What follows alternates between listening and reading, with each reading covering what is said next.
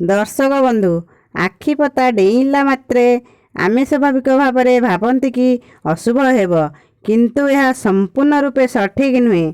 आपण जानी आश्चर्य हेबे कि आखिपता डेइबा आम पई बहुत बड़ शुभ होई पारे। तेबे आसंतु जानिबा आखिपता डेइले कौन हेब। बेले आम आखिपता डेई केतबळे बाम आखि तो केतबळे डाहाण आखि डेई।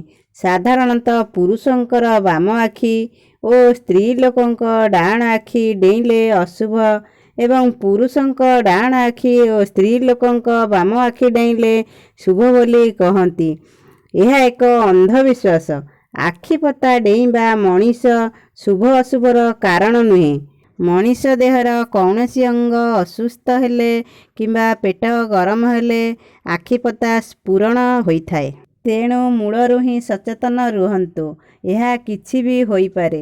तेणु दर्शक बंधु जदि भिडियोटी भल लगी थाए तेबे लाइक करंतु, शेयर करंतु, कमेंट करंतु। आम सह जोड़ी होई रहिबा पई आम चैनल को सब्सक्राइब करंतु।